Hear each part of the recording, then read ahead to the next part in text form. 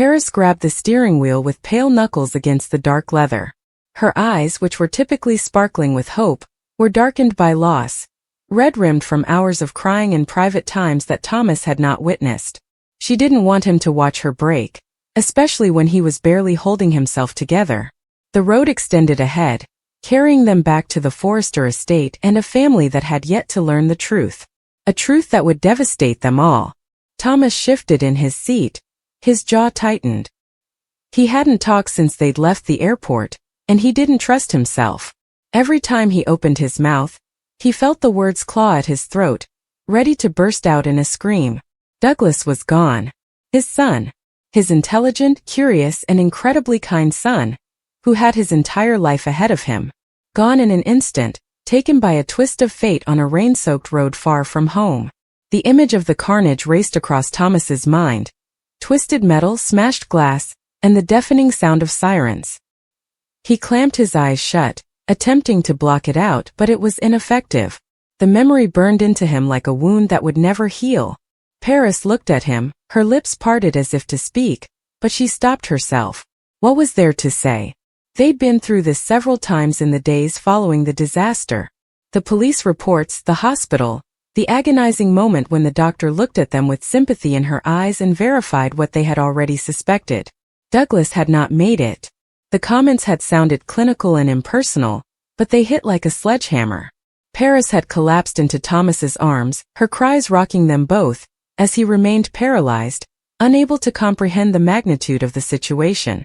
As they drove through the familiar streets of Los Angeles, the reality of what they had to do next loomed like a dark cloud. The expansive beauty of the Forrester mansion contrasted sharply with the chaos in Thomas's emotions. He didn't want to come back like this.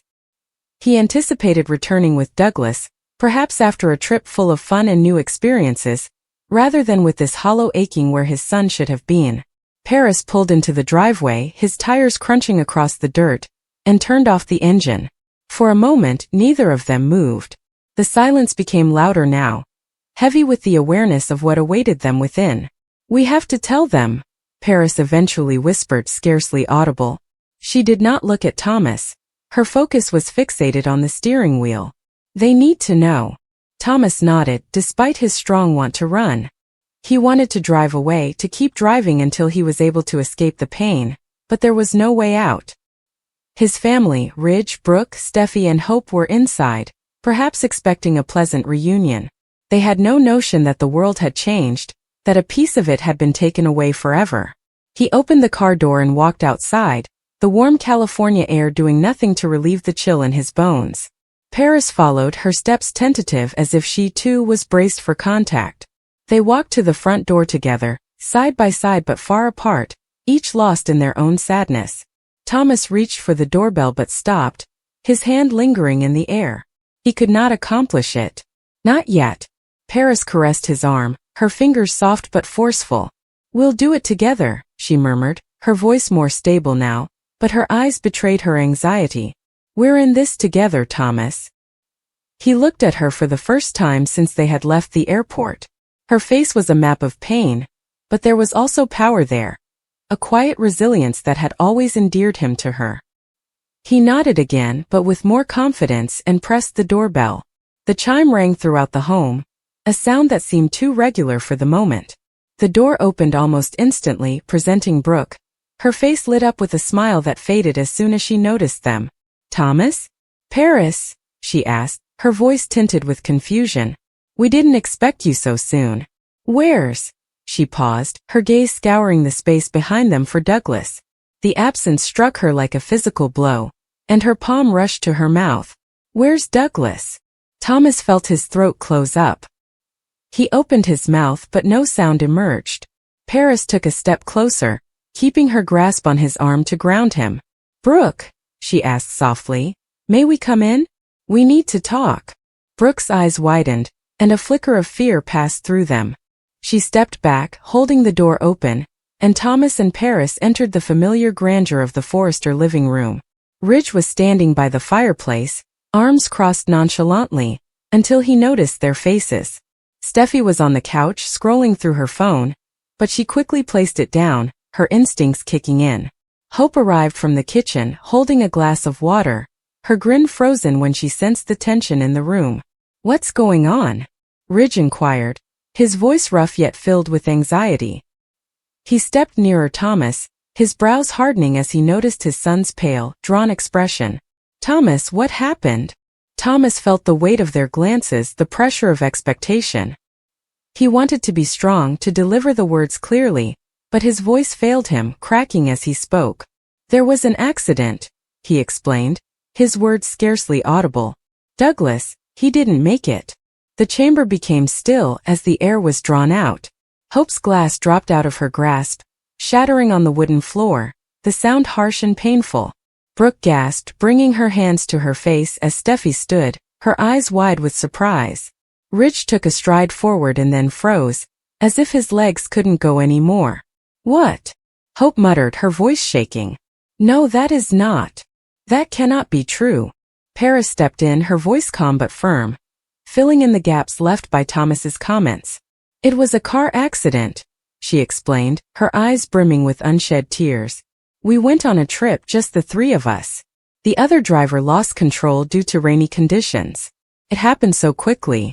Douglas was in the back seat and we believed he'd be fine, but..." She trailed off, unable to continue, her composure slipping. Brooke slipped into the couch, her hands shaking. "No," she replied, her voice breaking. "Not Doug. Not our boy." Ridge moved to her side, his face pallid, but he didn't touch her, as if he was frightened of breaking under the weight of his own sorrow. Steffi was crying now, silent tears flowing down her cheeks as she peered at Thomas, looking for some indication that this was a mistake, a horrible misunderstanding. But Thomas's gloomy, lifeless gaze told her everything she needed to know. Hope was the first to approach Thomas, putting her arms around his in a frantic embrace.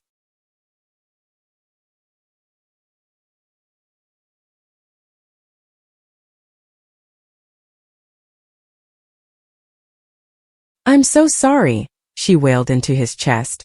"I'm so sorry, Thomas." He stood rigid, unable to return the embrace, his arms dangling limply by his sides. He didn't deserve her comfort, especially since he was the one driving and had pledged to keep Douglas safe.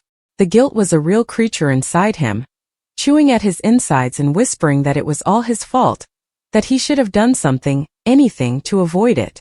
Paris stood back, watching the family fall in their despair.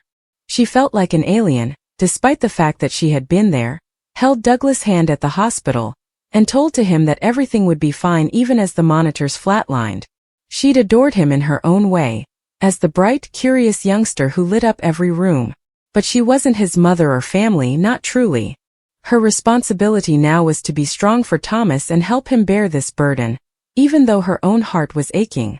The hours that followed were a flurry of tears and questions, with fumbling answers and agonizing silences.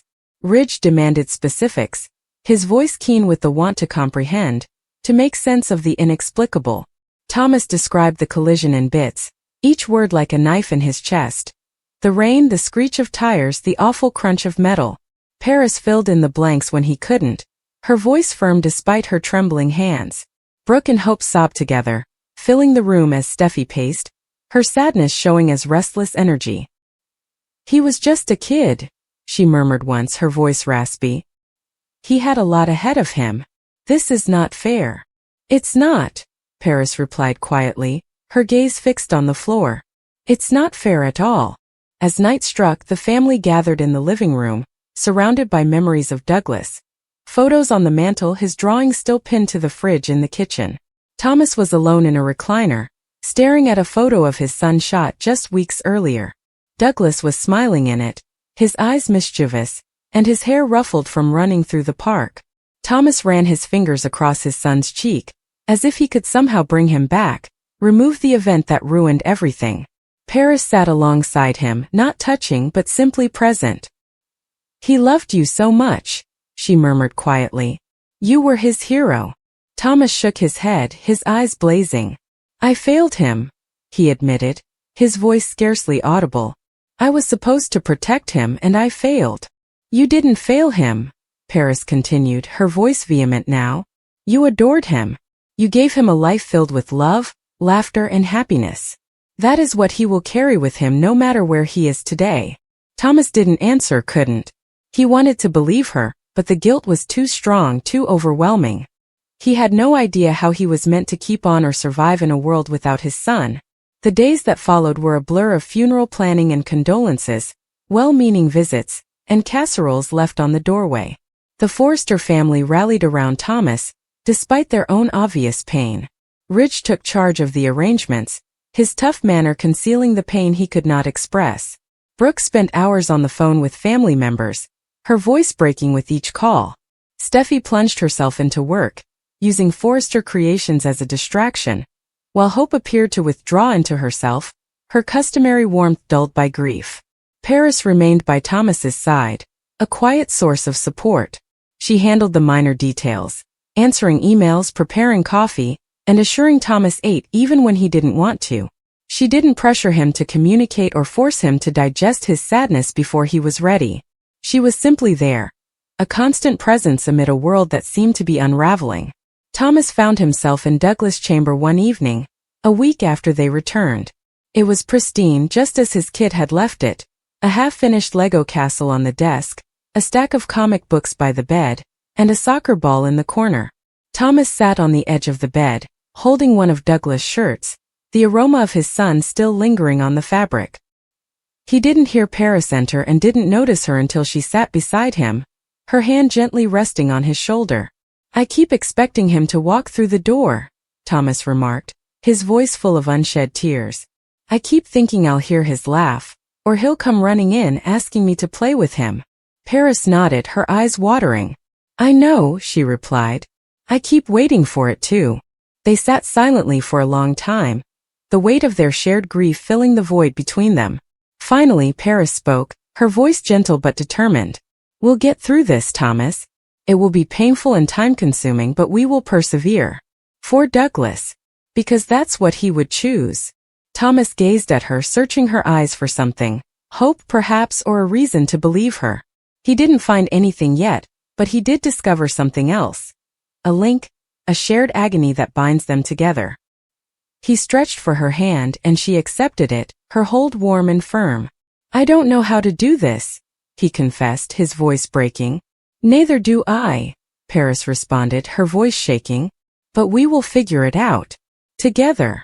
And in that moment, in the solitude of Douglas' chamber, surrounded by the vestiges of a life cut short, Thomas sensed a glimmer of hope, not healing, not yet, but the possibility of it. The path ahead would be long and arduous, but with Paris by his side, he might be able to persevere.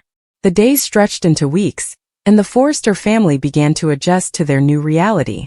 Thomas immersed himself in his job at Forrester Creations, designing with a passion that bordered on obsession. It was his method of coping, channeling his anguish into something tangible. Paris joined him, her ingenuity complementing his, and their teamwork a humble monument to the youngster they'd both adored.